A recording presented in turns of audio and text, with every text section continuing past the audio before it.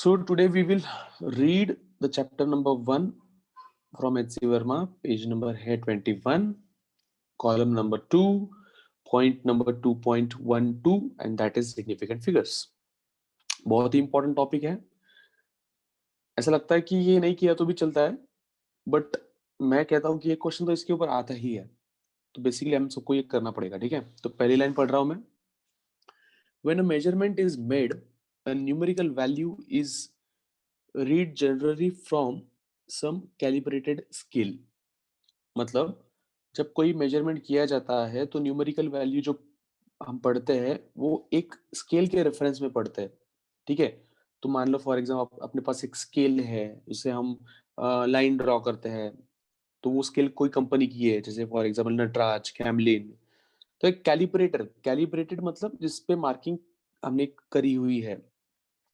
To measure the length of a body, we can place a meter scale in contact with the body. जैसे scale, हमारी scale use करते हैं ना हम school में, वो वाली बच्चों.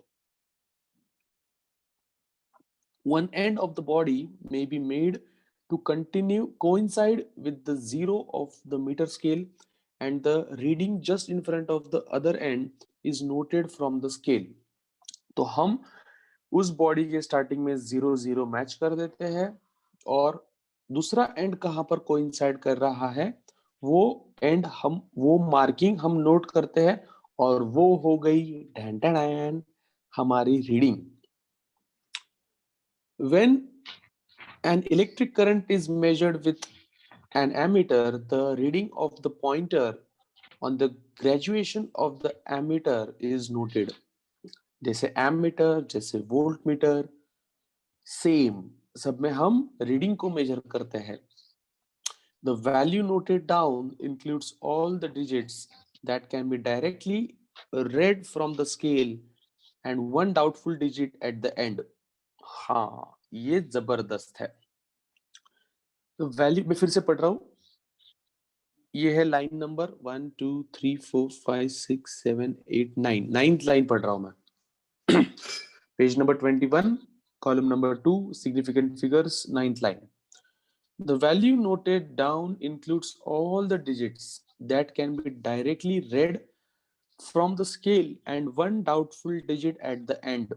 मतलब स्क्रीन की तरफ देखो, सब जन स्क्रीन की तरफ देखो. ये पेंसिल है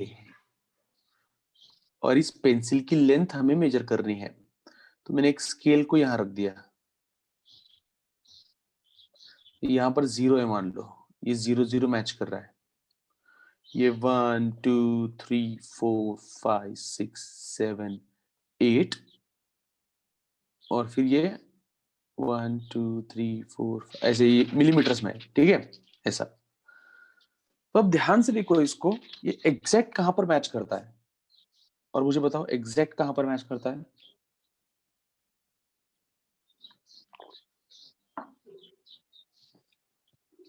कौन बोलेगा? 7.1 सेकेंड लाइन पे. हाँ, 8.1. बहुत बढ़िया. आप लोग वही कर रहे हो जो एच.सी. वर्मा बोल रहे हैं. द वैल्यू, मैं फिर से पढ़ता हूँ वही line.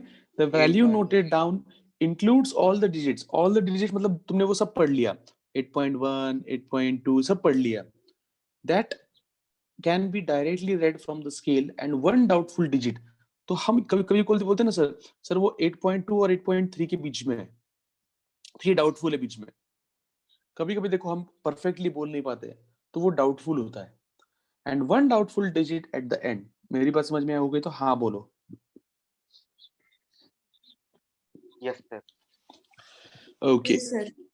Yes. yes The doubtful digit corresponds to the eye estimation within the smallest subdivision of the scale. तो ये जो doubtful है वो हमारे आंखों के estimation पर depend करता है. This smallest subdivision is known as the least count of the instrument. तो ये सबसे छोटा doubtful जो estimation होता है हमारे आंखों का, उसे हम least count कहते हैं.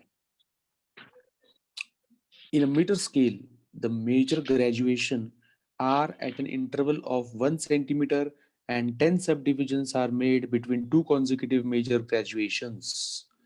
मीटर स्केल में ये 1 सेंटीमीटर का होता है और उसको भी हम 10-10 पार्ट्स में डिवाइड करते हैं, जैसे millimetres.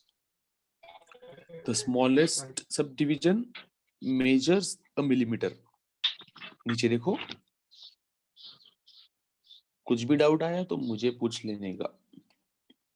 If one end of the object coincides with the zero of the meter scale, the other end may fall between 10.4 and 10.5 centimeter mark of the scale. तो उन्होंने बोला if one end of the object coincides with the zero of meter scale and the other may fall between 10.4 and 10.5 mark of the scale, we can estimate the distance between 10.4 and the edge of the body. मतलब वही, अगर वो दोनों के बीच में तो हम estimate लगा सकते हैं। कोई बात मत करो, जो बात कर रहा है खुद को म्यूट कर लो।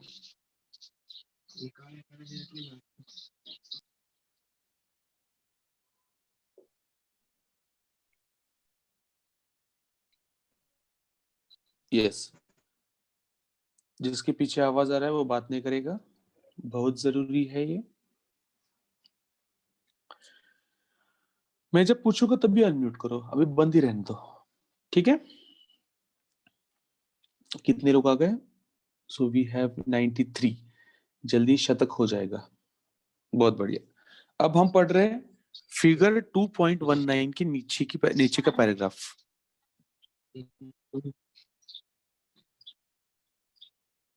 Yes, Rupali Karade, unmute stay बेटा। सुताला, we mentally divide the 1 millimeter division in 10 equal parts and guess on which part the edge is falling. अब सबसे पहले डायग्राम की तरफ देखो, ये डायग्राम इंपॉर्टेंट है। मान लो ये हमारी पेंसिल है और ये हमारी स्केल है और ये स्केल का जो पॉइंट है वो इधर आ रहा है, ये पॉइंट इधर आ रहा है, किधर? ये है 10.4 और ये है 10.5। अब दोनों के बीच में आ रहा है, तो उन्होंने क्या लिखा है? We mentally divide the 1 millimetre division in 10 equal parts. तो ये मिलीमीटर को भी हम इमेजिन करते हैं अपने मन में कि ये किधर जा रहा है, मतलब बीच में है, इधर है या इधर है। देखो, हम ऐसे ही करते हैं लाइफ में, हम ऐसे मेंटली इमेजिन कर लेते हैं। We may note down the reading as 10.646, the digit 1, 0 and 4 are written certain but 6 is doubtful. तो मैं आपको एक एग्जांपल देता हूं, तुम सब जन गेस करो ये क्या होगा। मैं सबको टास्क देता हूं, ठीक है? इसको गेस करो क्या होगा। ये है 1, ये है 2, ये है 3, ये है 4, ये है 4.1, 4.2, 4.3, 4.4, 4.5 मान लो, और ये है 5। तो गेस करो ये पेंसिल की लेंथ कितनी होगी? 4.34 4.31 4.32 4.3 4.31 4.34 अब मैं आपको, यस, आप लोगों का बराबर है, बस मुझे बात करने दो अभी। देखो, तुम 4.1 कंफर्म बोल सकते हो, 4.2 कंफर्म बोल सकते हो, 4.3 कंफर्म बोल सकते हो, बट 4.3 और 4.4 के बीच में जो है वो कंफर्म बोल सकते क्या? नहीं। बट तुमने क्या किया, थोड़ा गेस लगाया, तो ये जो बीच में है वो बीच में से थोड़ा सा इधर है ना, तो 4.35 के आगे नहीं है, तो 4.3 से आगे है और 4.4 के बीच में। बट ज्यादा किसकी तरफ है मुझे बताओ, 4.3 की तरफ है या 4.4 की तरफ है? 4.3 वेरी गुड, 4.3 बराबर। तो हम इसको लिखेंगे 4.33 बोलेंगे, कोई बोलेगा 4.34 बोलेगा, कोई बोलेगा नहीं सर एग्जैक्ट बीच में 4.35 बोलेगा। बट ये जो आखिरी है वो अनसर्टन है, उसको बोलते हैं अनसर्टन। अनसर्टन म्हणजे याच्याबद्दल आपण काहीच बोलू शकत नाही, हे अनिश्चित आहे, याची अनिश्चितताच या टॉपिकचा जन्म घडवते. All these digits are called as so the digits 1, 0 and 4 are uncertain but 6 is doubtful. तो इस पैराग्राफ में देखो तो 10.46 उसमें 1, 0 और 4 पहले तीन है वो सर्टन है, बट जो आखिरी वाला है, आखिरी वाला डाउटफुल, ये चारों मिला के उसे कहा जाता है सिग्निफिकेंट फिगर्स. मतलब हमारे क्वेश्चन में, इस क्वेश्चन में स्क्रीन की तरफ देखो 4.3 यहाँ तक सब बराबर है, और ये जो आखिरी वाला है वो गेस है अपना. ये तीन मिलके इसको कहते हैं सिग्निफिकेंट फिगर्स. सिग्निफिकेंट. तुम्ही म्हणाल की सर या शेवटच्याला का घ्यायचं, ये आखिरी वाले को क्यों लेने का? तो बेटा वो भी उस कैलकुलेशन को परफेक्ट बनाता है, क्योंकि हमें ये तो पता है ना कि ये 4.3 के आगे है, तो ये नहीं लिखोगे तो गलतफहमी आ जाएगी कि नहीं इतना ही है, तो ये लिखना भी जरूरी है. म्हणजे क्रिकेट मध्ये 11 प्लेयर्स खेलते हैं बट एक्स्ट्रा 3 लेके जाते हैं वो साथ में, वो खेलते हैं क्या कभी? नहीं, बट फिर भी उनको लेके जाते हैं अपन. क्यों लेके जाते? वो सिग्निफिकेंट है, वो सिग्निफिकेंट है. तो हम पढ़ेंगे अभी last paragraph. We say that the length is measured up to the 4 significant figures. The rightmost और the doubtful digit is called as least significant figure. ये जो आखिरी वाला है वो बेचारा, वो जो एक्स्ट्रा के 3 प्लेयर होते हैं वो बेचारे कुछ काम के नहीं होते, बट वो लिए जाते हैं साथ में. हाँ, मजा आ रहा है? Yes, sir. चलो. And the left most is called as most significant. तो फिर से बोल रहा हूं मैं, अगर अपनी रीडिंग ऐसी है वो इस क्वेश्चन में देखते हैं जैसे 10.46, तो ये कहा जाता है सबसे मोस्ट सिग्निफिकेंट, और इसे कहा जाता है सबसे लीस्ट सिग्निफिकेंट. सबसे इंपॉर्टेंट मैं हूं और सबसे कम इंपॉर्टेंट भी मैं ही हूं, मतलब ये 6 है. आगे बढ़ते हैं. पेज नंबर 22, सब जन पलट लो. यहाँ तक किसी को डाउट है तो पूछो.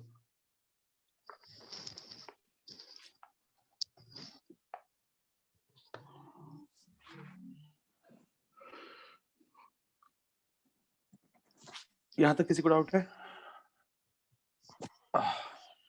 आप कमेंट भी कर सकते हो. There may be some confusion if there are zeros at the right end of the number. अगर राइट एंड को जीरोस है, मतलब यहाँ पर अगर किसी नंबर फॉर एग्जांपल 600, तो इसमें कंफ्यूजन हो सकता है, बिकॉज 600 तो ये 2 जीरो क्यों लिखेंगे ना हम. जैसे फॉर एग्जांपल हमारा रीडिंग आया था, देखो इधर मैं दिखाता हूँ. ये पेंसिल है, ये 4.3 था और ये 4.4 था. कोई भी इंसान 4.3 के आगे कुछ ना कुछ ऐड करेगा, जीरो क्यों ऐड करेगा? तो जीरो अगर होगा तो कंफ्यूजन क्रिएट करता है. उनो उनो ऐसे बोले, कौन बोले? एच.सी. वर्मा जी बोले कि जीरो अगर होंगे तो उनो कंफ्यूजन क्रिएट करेगा. For example, if the measurement is quoted as 600 millimeters and we know nothing about the least count of the scale, we cannot be sure whether the last zeros are significant or not. तो यहाँ पर ये important है कि अगर अपने को नहीं पता कि उस जो स्केल से हम मेजर कर रहे हैं उसका सबसे छोटा डिवीजन क्या है, तो हम नहीं बोल सकते कि वो जो 600 है उसमें से कितने सिग्निफिकेंट है, आखिरी वाला जीरो कितना इंपॉर्टेंट है, क्योंकि हमको यही नहीं पता कि सबसे छोटा मेजरमेंट कितना है, क्योंकि वहां से ही हम सिग्निफिकेंट फिगर्स के बारे में बोलते हैं. इफ द स्केल में रब कर देता हूँ, आंखों को तकलीफ नहीं होगी. हाँ, आप मोबाइल के पास देखो ही मत, आप बस एच.सी. वर्मा सामने रखो.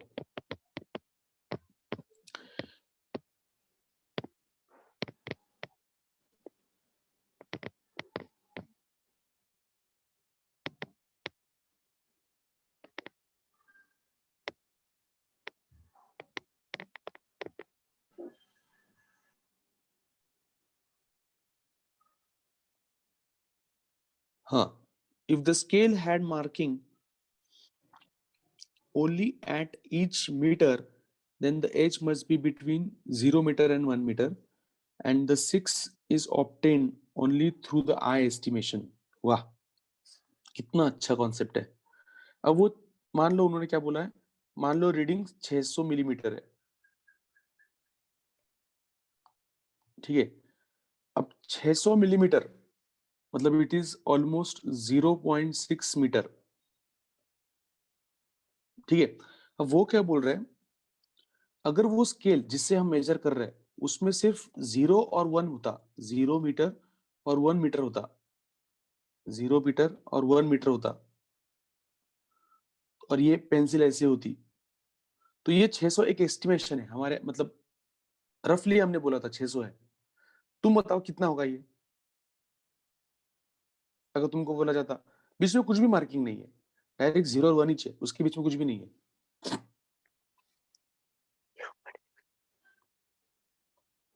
0.6 नहीं, मैं बोलता 500 से सर ये आगे. कुछ भी हो सकता है.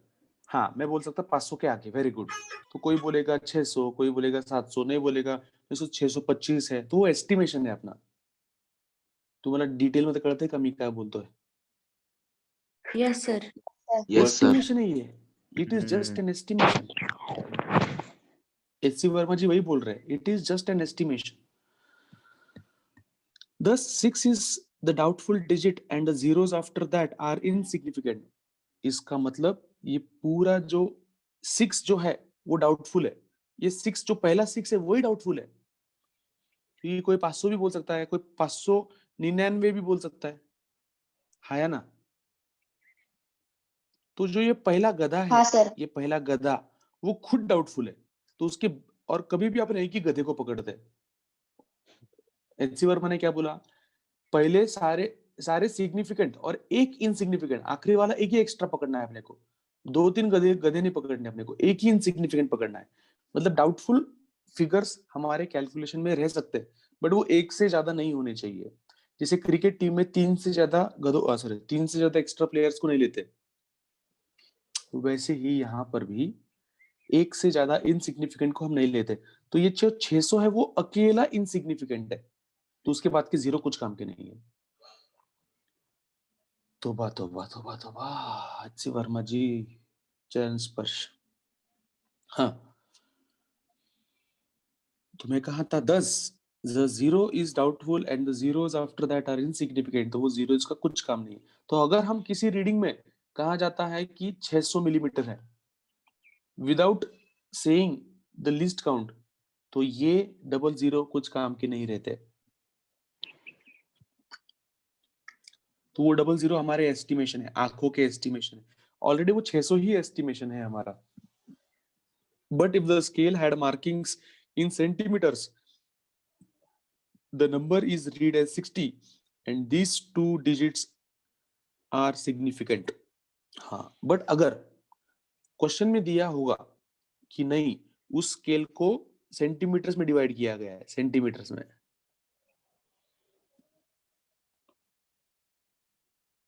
ऐसे 1 2 3 4 5 6 7 8 9 10 11 12 13 14 50 51 52 53 54 55 56 57 58 59 60.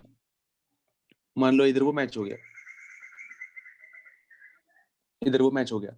अगर उन्होंने कहा होता कि नहीं नहीं हमने जो स्केल लाई है वो सेंटीमीटर्स में डिवाइड किया गया, ऐसे बोला होता उन्होंने, और अगर हम 60 लिखते ये 100 सेंटीमीटर है, जिसको हम 1 मिलीमीटर कहते हैं, 1 मीटर कहते हैं, और उसको ही हम 1000 मीटर मिलीमीटर कहते हैं. तो अगर हमने ऐसी एक स्केल लाई होती जहां वो सेंटीमीटर में है, तो हम कहते हैं कि उसका जो रीडिंग है 60. देखो, and these two digits are significant and the last zero is insignificant. These two digits are significant and the last zero is significant. मतलब, और अगर आपने अगर क्वेश्चन में दिया होता 600 मिलीमीटर, देखो 600 मिलीमीटर ऐसा दिया होता, बट हमको तो पता है वो यहाँ पर मैच कर सकता है, देखो ये ऐसे, तो हम बोलेंगे ये दो कंफर्म है, मतलब ये दो कंफर्म है, और आखिरी वाला जो है वो इनसिग्निफिकेंट है, वो कुछ काम का नहीं है. अगर वो सेंटीमीटर में दिया होता तो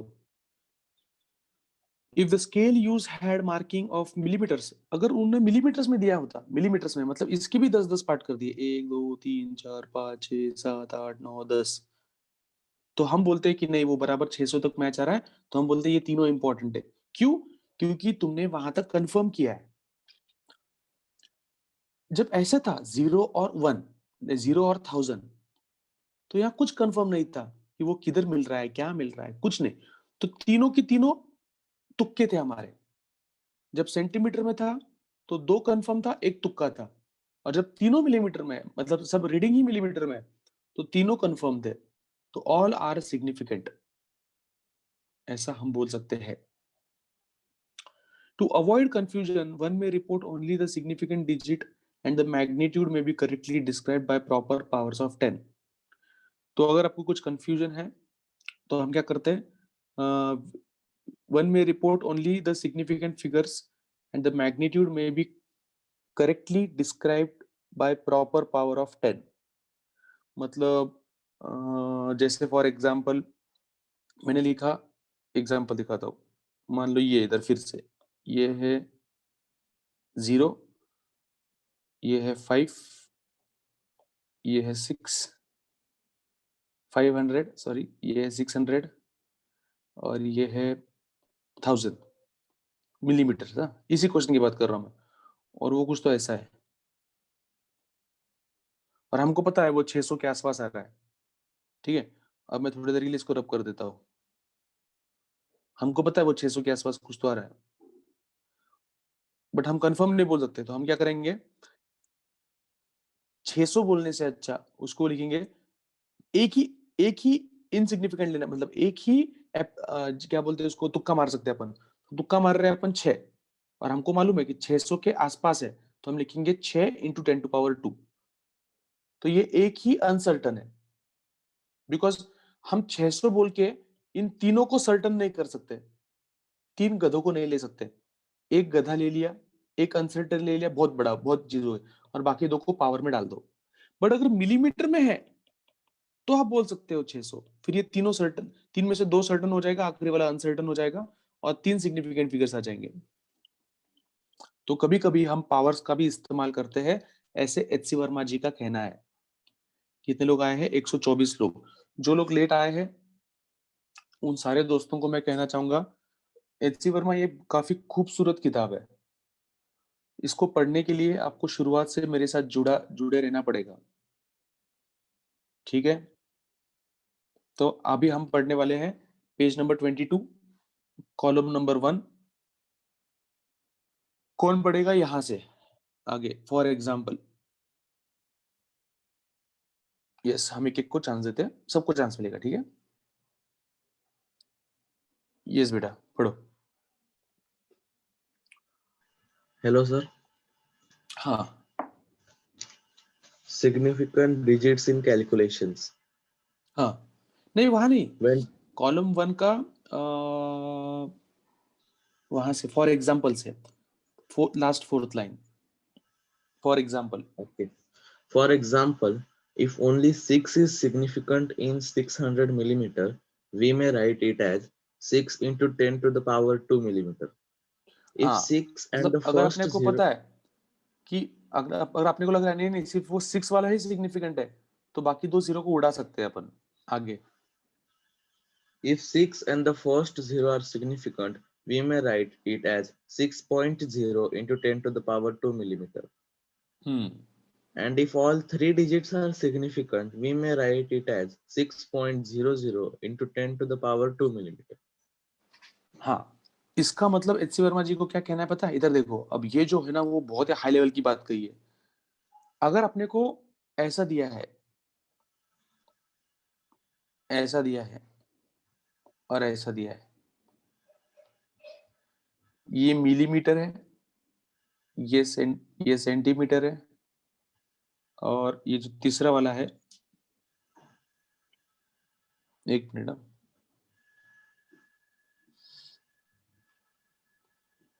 अपना क्वेश्चन है 600 मिलीमीटर। ठीक है, ओके, तो उसको हम ऐसा भी लिख सकते हैं, उसको हम ऐसा भी लिख सकते हैं, 6.0 10 to the power 2, और इसको हम ऐसा भी लिख सकते हैं ऐसा। अब आप बोलोगे सर इसमें और इसमें क्या फर्क लग रहा है आपको, तो ये वाला तब यूज करोगे जब उन्होंने बोला है कि भाई सेंटीमीटर स्केल यूज की है, और ये वाला तब यूज करोगे जब उन्होंने कहा है मिलीमीटर स्केल यूज की है। तो यहाँ डेसिमल के बाद जितने भी जीरो है वो सब काम के है, सारे इंपॉर्टेंट है। यहाँ डेसिमल के बाद एक जीरो है, यहाँ डेसिमल नहीं है, मतलब ये दोनों जीरो कुछ काम के नहीं है। तो एचसी वर्मा को इतना ही कहना है कि आखिरी वाले जीरो तभी काम में आते हैं जब डेसिमल आता है। इसको अंडरलाइन कर लो। डेसिमल के बाद में जो जीरोस आएंगे वही काम के हैं, इसको अंडरलाइन कर लो। हाँ आगे बेटा। If the integer part is 0, any number of continuous 0 just after the decimal part is insignificant. Thus, integer the part is number zero, of एक minute, if the integer part is zero any number of continuous zeros just after the decimal part is insignificant, thus the number of significant figures in 0.0023 is just 2। हाँ वो बोल रहे हैं अगर पहला point ही zero है, अगर पहला पॉइंट ही जीरो है तो फिर उसके बाद के जीरो कुछ काम के नहीं है, सिर्फ वो नंबर काम के है। जीरोस कब इंपॉर्टेंट, जब पहला वाला नॉट जीरो है, जैसे फॉर एग्जांपल 3.00, तो आप बोल सकते हैं ये दो जीरो काम के हैं। पर अगर पहला वाला ही जीरो है तो ये नहीं काम के, ये वाले काम के सिर्फ। आगे। significant digits in calculations. Hmm When two or more numbers are added, subtracted, multiplied, or divided, how to decide about the number of significant digits in the answer? हाँ, अगर ऐड किया, सब्ट्रैक्ट किया, मल्टीप्लाई किया, divide किया, तो हम कैसे decide करेंगे कि कितने सिग्निफिकेंट फिगर्स है, क्योंकि सिर्फ मेजर करने में तो हम बोल सकते हैं, बट अगर हमको क्या कहते हैं उसको ऐड करना है, सब्ट्रैक्ट करना है, जैसे फॉर एग्जांपल इधर देखो सब जन, जैसे फॉर एग्जांपल 5.00, इसमें कितने सिग्निफिकेंट फिगर्स है बोल सकते हो आप सब जन मुझे?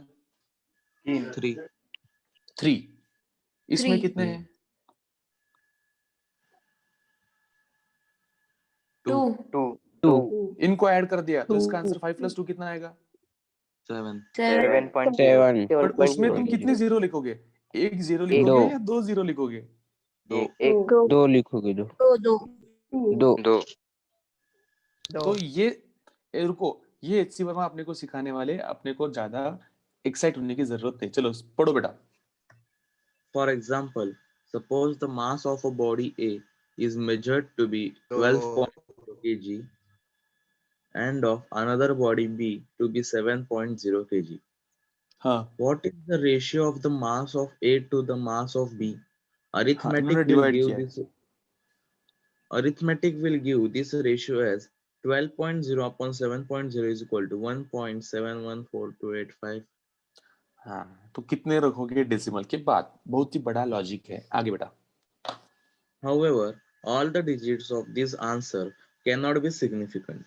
The हाँ zero सारे तो of सारे नहीं 12 ले सकते ना अपन, सारे पॉइंट्स तो नहीं ले सकते। आगे बेटा। The zero of 12.0 is a doubtful digit and the zero of 7.0 is also doubtful. आखिरी वाला हमेशा The- अनसिग्निफिकेंट, अनसर्टन होता है। मैंने आपको लेक्चर की शुरुआत में ही बताया था, पैराग्राफ नंबर 1 में।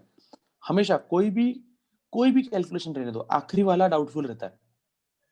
वाह कितनी बड़ी फिलोसॉफी है, आखिरी वाला हमेशा डाउटफुल रहता है। आगे बेटा। The quotient cannot have so many reliable digits. The rules for deciding the number of significant digits in an arithmetic calculation are listed below. In a multiplication or division of two or more quantities, the number of significant digits in the answer is equal to the number of significant digits in the quantity which has the maximum number of significant digits. Multiplication और division में answer में उतने ही significance होने चाहिए जितने उस number में है जिसके पास ज्यादा सिग्निफिकेंट फिगर्स है। तो मुझे बताओ 12.0 और 7.0 में ज्यादा किसके पास है? सर। सेम है सर। सर वहाँ नहीं ना, मिनिमम है। मिनिमम है सर। उसने मॅक्सिमम पडा क्या? हाँ हाँ। सर। ए दादा, काय झालं साहिल बाळा? सर चुकीने वाचलं गेलं. चुकीने बघ, मी तुझ्यावर किती विश्वास ठेवून ऍक्च्युअली माझे डोळे थोडे दुखतात तेव्हा मी डोळे बंद केले होते आणि तेवढ्यात तू चूक केलीस. राजा, माझा तुझ्यावर खूप विश्वास आहे रे, असं नको करू. विश्वासघात केलास तू सकाळी सकाळी. सॉरी हा सर. वाच.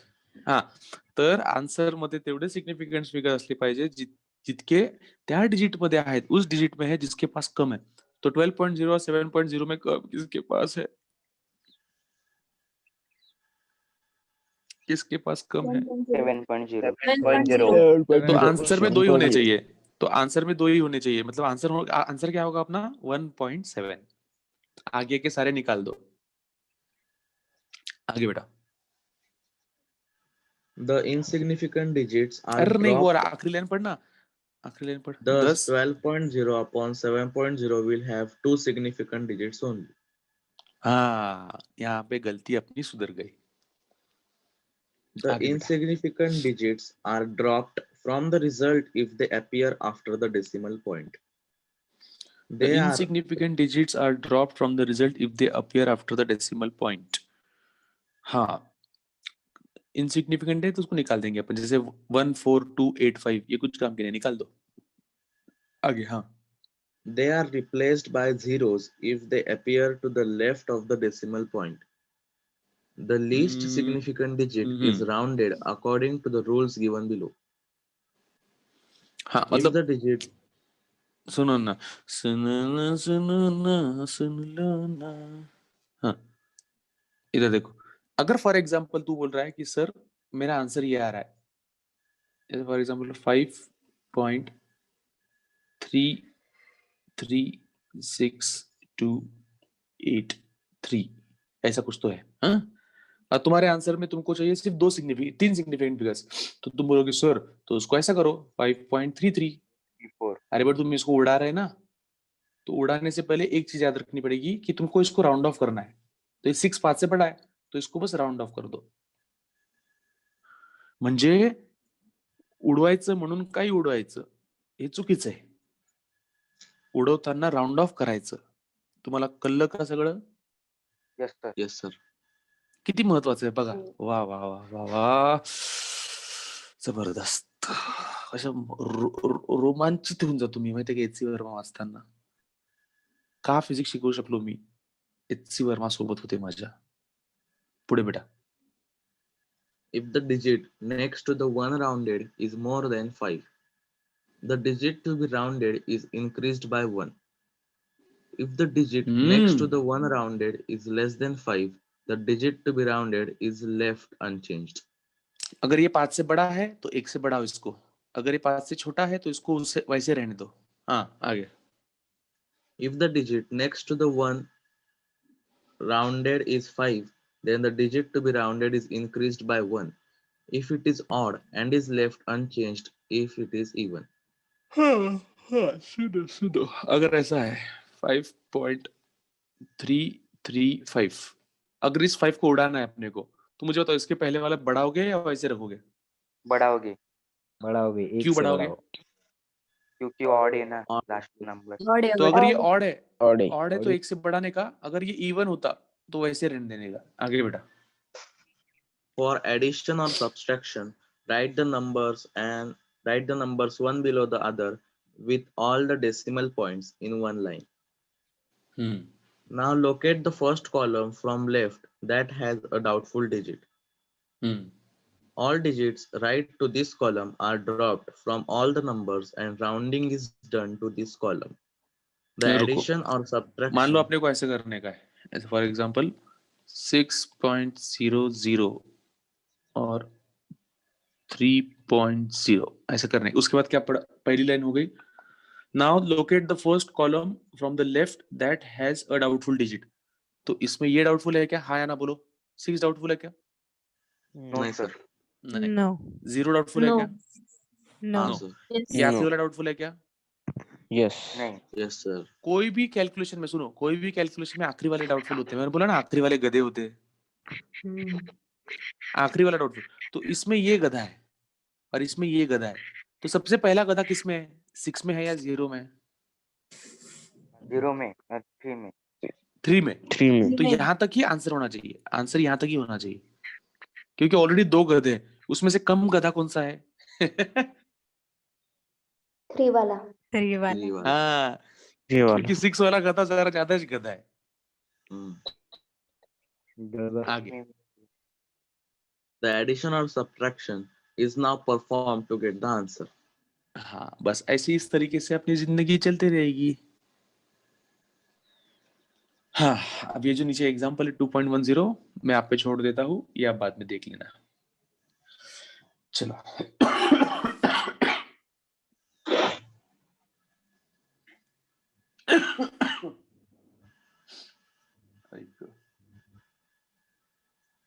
मैं आपको देता हूँ 1 मिनट, नहीं 1 मिनट नहीं 2 मिनट। हाँ, तब तक मैं गर्म पानी पीता हूँ। आप क्या करो, एग्जाम्पल 2.10 और एग्जाम्पल 2.11 करो, मैं यहीं पर हूँ। हाँ स्टार्ट। कोई बात नहीं करेगा?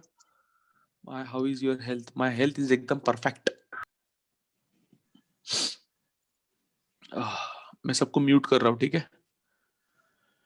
तो कोई बात नहीं करेगा, सिंसियरली मैं जो बोलता हूँ वही करो। एग्जाम्पल 2.10 2.11 मैं 1 मिनट में आता हूँ।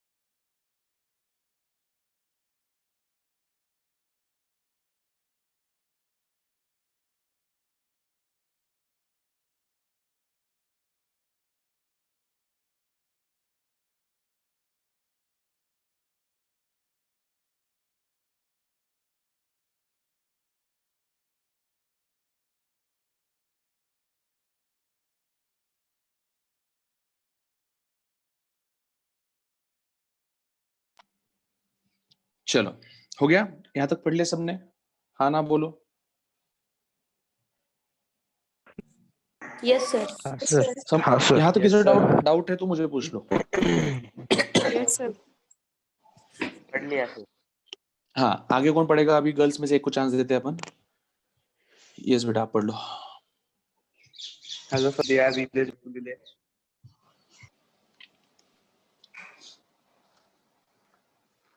पढ़ो भाई Errors the. and in measurement पढ़ना है ना वहाँ आखिरी से. पैराग्राफ, हाँ एरर्स इन मेजरमेंट हो गया। फिर हमारा पहला टॉपिक खत्म हो जाएगा, कल से हम दूसरा टॉपिक स्टार्ट करेंगे।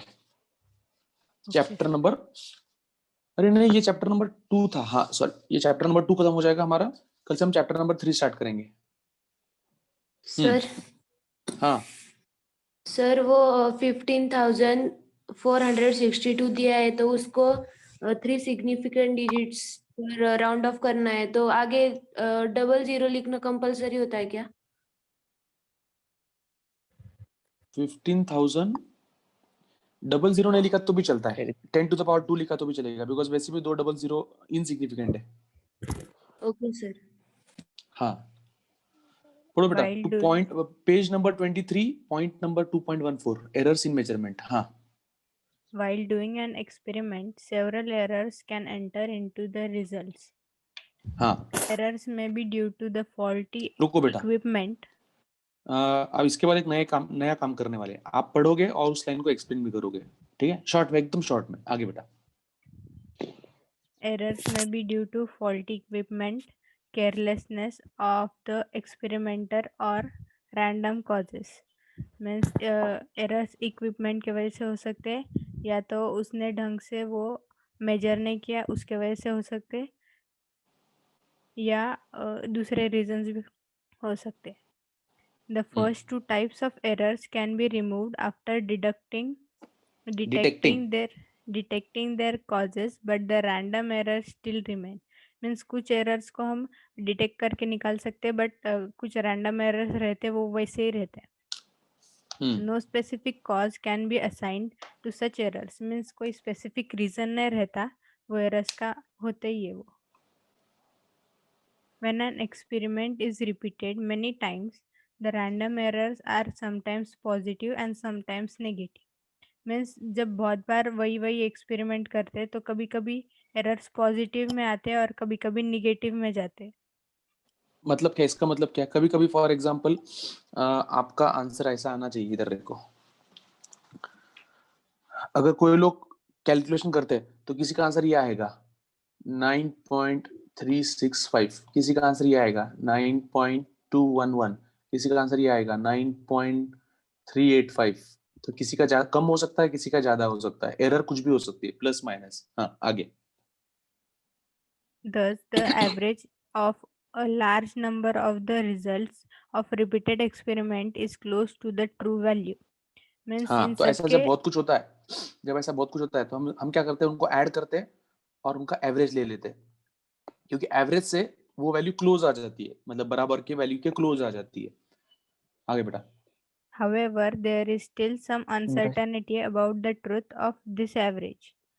बट फिर भी उसमें पूरी सच्चाई नहीं होती, उसमें भी एक अनसर्टनिटी होती है।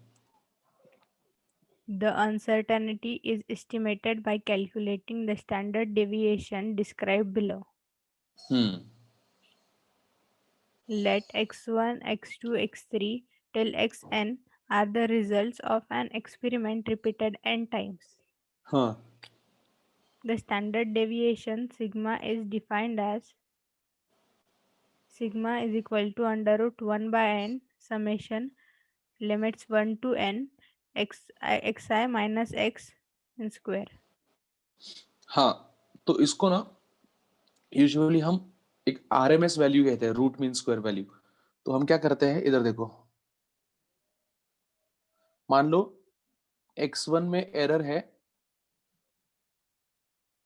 x minus x1, sorry x1 minus x, बहुत सारे वैल्यूज है, x1, x2, x3, ये बहुत सारी वैल्यूज है। मान लो, हाँ, मान लो, हाँ बच्चे लोग, मान लो। हाँ, तुम एचसी वर्मा पढ़ तो सकते हो, बट हर एक लाइन को समझने के लिए थोड़े से एफर्ट्स लेने पड़ते हैं। इन सबका एवरेज मान लो x है, तो हर एक वैल्यू को x में से इसको सब्ट्रैक्ट कर लेंगे तो एरर मिलेगा। तो इसका एरर कितना होगा? तो उसका एरर होगा उसमें से x को सब्ट्रैक्ट करेंगे। इसका एरर कितना होगा? x2 में से उसको x एवरेज को सब्ट्रैक्ट करेंगे।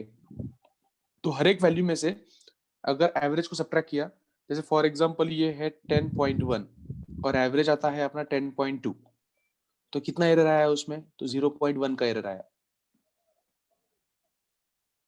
है कि नहीं? मेरी बात समझिए आप सबको? हाँ ना बोल भाई। हाँ यस सर. सर, हाँ समझ सर, गई। हाँ सर। तो उन्होंने क्या किया? Yes sir. उन्होंने क्या किया कि इन सब का स्क्वायर लिया, पहले इसका स्क्वायर लिया, इसका स्क्वायर लिया, इसका स्क्वायर लिया, इसका स्क्वायर लिया। स्क्वायर क्यों किया? क्योंकि अगर प्लस होगा तो कोई प्रॉब्लम नहीं, बट माइनस होगा तो उसका स्क्वायर प्लस हो जाएगा। तो एक स्टैंडर्ड फॉर्मूला है ये। तो सबसे पहले स्क्वायर लिया, देखो ब्रैकेट में वहां स्क्वायर है, दिख रहा है क्या? Yes sir. तो उन स्क्वायर्स को बाद में ऐड किया। ऐड कैसे किया? समेशन से। और फिर सबको एवरेज कर लिया। एवरेज कैसे किया? Divide by total number. But क्योंकि ये स्क्वायर है, बट आपने को स्क्वायर तो नहीं चाहिए, आपने को वैल्यू चाहिए, तो फिर से स्क्वायर रूट ले लिया और एक ढैंटेडैन फॉर्मूला बन गया। और वो ढैंटेडैन फॉर्मूला क्या है? सबसे पहले स्क्वायर लिया हमने, नहीं सबसे, हाँ पहले सबसे पहले स्क्वायर लिया एक किसका? हर एक वैल्यू के एरर का। फिर उनको ऐड किया, फिर उनका एवरेज लिया, और फिर अपने को स्क्वायर तो नहीं चाहिए, फिर स्क्वायर रूट ले लिया। डैन डैन, किती खतरनाक होतं बघा बरं। पुढे where x is equal to 1 by n summation of xi is the average of all the values of x. बराबर। The best value of x derived from this experiment is x dash, and the uncertainty is of the order of plus minus sigma. आगे। In fact, x dash plus minus 1.96 sigma is quite often taken as the interval in which the true value should lie. It can be shown that there is a 95% chance that the true value lies within x dash plus minus 1.96 sigma. तो इसको इन्होंने इनका मतलब ऐसा है कि वो जो एरर होता है वो प्लस माइनस सिग्मा के रेंज में आना चाहिए। मतलब जैसे प्लस माइनस में बोलता जैसे बोलते ना कि भाई साहब ये कितना, मतलब तुमको क्या लगता है कितने परसेंट चांस है इसका जिंदा रहने का, तो बोलते यार 10% प्लस आगे पीछे 10% चांस है जिंदा रहने का, 10% वो रह भी सकता है नहीं भी रह सकता है, एग्जाम्पल। तो अनसर्टन है, मतलब बस उसके रेंज में प्लस माइनस 10 के बीच में। In fact 1.96 sigma is quite often taken as the interval in which the true value should lie. True value should lie. Okay. आगे पढ़ते हैं. It can be shown that there is 95% chance that the true value lie between 1.96 sigma. इसको उन्होंने कैसे consider किया? ठीक है, आगे पढ़ते हैं, देखते हैं. आगे पढ़ो बेटा. If one wishes to be more sure, one can use the intervals x dash plus minus 3 sigma as the interval which will contain the true value. The chances that the true value will within x dash plus minus 3 sigma is more than 99%. All this is true if the number of observation n is large. If in practice, if n is greater than 8, the results are reasonably correct. तो उनको कहना है कि अगर जितने ज्यादा तुम calculations लोगे उतना एरर कम हो जाएगा. ठीक है, चलो ठीक है, या इतना मान लेते हैं. बस आखिरी लाइन को अंडरलाइन कर लो. आखिरी लाइन को अंडरलाइन कर लो. हाँ, आगे. एग्जाम्पल पे पढ़ना है? नहीं, एग्जाम्पल मैं पढ़ के दिखाता हूँ, सब जन ध्यान दो. The focal length of the concave, एक मिनट मुझे पढ़ देखने दो पहले. हाँ, तो उन्होंने 10 ऑब्जर्वेशन लिए. सब जन वो एग्जाम्पल के देखो, एग्जाम्पल के पास देखो एवरीबॉडी. कितने कैलकुलेशंस लिए उन्होंने? 10 ऑब्जर्वेशन लिए, 1 से लेके 10 तक. हाँ, हर एक की वैल्यू फाइंड की है उन्होंने, मेजर किए. मतलब हम सब एक्सपेरिमेंट कर रहे हैं, मान लो आप और मैं, तो मैंने ये फाइंड किया, ये वैल्यू फाइंड किया, आपने ये वैल्यू फाइंड की, सबने अलग अलग वैल्यूज फाइंड की मान लो. तो किसी एक की वैल्यू ट्रू होगी ये तो गारंटी से बोल नहीं सकते. तो हम सबसे पहले इनको ऐड करेंगे और इसका एवरेज ले लेंगे. तो हमें एक वैल्यू को, उस वैल्यू पे हमें विश्वास रखना पड़ेगा कि ये वैल्यू ट्रू के बराबर है, क्योंकि किसी एक की वैल्यू ट्रू है ऐसे तो हम गारंटी के साथ बोल नहीं सकते. कधी कधी होतं ना, हे पण सांगतो, हे पण सांगतो, हे पण सांगतो, पण मग भरोसा नसतो आपल्याला त्याच्यावरती, फंट्या मारतोय की खरं खरं बोलतोय. तर आपण काय करतो, आपण बट चल ठीक आहे बाबा, एखादी मधली व्हॅल्यू सांग. जसं फॉर एक्झाम्पल मी म्हणतो सर फी 70,000 आहे, तो म्हणता नाही ना सर 50,000 घ्या ना सर. नाही तर 70,000 फीस आहे आमची. नाही ना सर, चालतं सगळं सर, कोरोना आहे ना, 50,000 घ्या ना. म्हणलं की शेवटी मग कोणतरी म्हणतो चौदा सर तुमचं नाही आमचं नाही, 60,000 घेऊन टाका. त्याच पद्धतीने इथे चालतं ते. ठीक आहे, पुढे. हा, मग काही नाही, सगळ्यांचं ऍव्हरेज फाइंड करायचं आणि मग त्या ऍव्हरेज मधून प्रत्येक वैल्यू सबट्रैक्ट करायचं. तो ध्यान से देखो, सबसे पहली वैल्यू कितनी थी बताओ मुझे, पढ़ो. सबसे पहली वैल्यू कितनी थी? 25.4. सबसे पहली वैल्यू थी 20.54. सबसे आखिरी वाली वैल्यू कौन सी है? एवरेज वैल्यू कितनी है? 25.7. एवरेज वैल्यू कितनी है? 25.4. तो उसको अगर पहले वैल्यू से सब्ट्रैक्ट किया तो कितना आएगा? 0.3. अरे नहीं ना, सबसे पहले वैल्यू से सब्ट्रैक्ट किया 0. 20.4 को 0 देखो, दूसरे कॉलम में देखो 0 आ रहा है, दिख रहा है? हाँ. Yes, sir. यस। अब सबसे आखिरी वैल्यू में से अगर एवरेज को सब्ट्रैक्ट किया, सबसे आखिरी वैल्यू कितनी है? 25.7. उसमें से 20.7 को सब्ट्रैक्ट किया तो 0. 0.3. 0.3. आएगा नहीं। देखो सबसे आखिरी में देखो, है कि नहीं? 3. और उसका स्क्वायर किया तो बाजू 0.3. में देखो, बाजू में देखो उसका स्क्वायर किया तो 0.09 है। 0.09.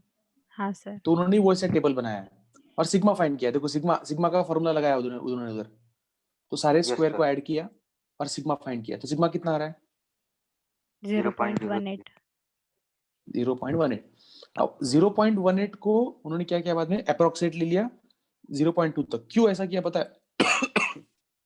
क्योंकि हमको वो सिग्निफिकेंट फिगर्स का ध्यान रखना है उधर आगे बेटा, बिकॉज डिसिमल के बाद एक ही चाहिए अपने को। ये कैसे समझा? तो इधर देखो, क्वेश्चन में देखो, क्वेश्चन में सब डेसिमल के पॉइंट, डेसिमल पॉइंट एक ही डिजिट्स है क्वेश्चन में देखो। हाँ आगे बढ़ो बेटा। Thus, the focal length is likely to be within 25.4 plus minus 0.2 centimeter.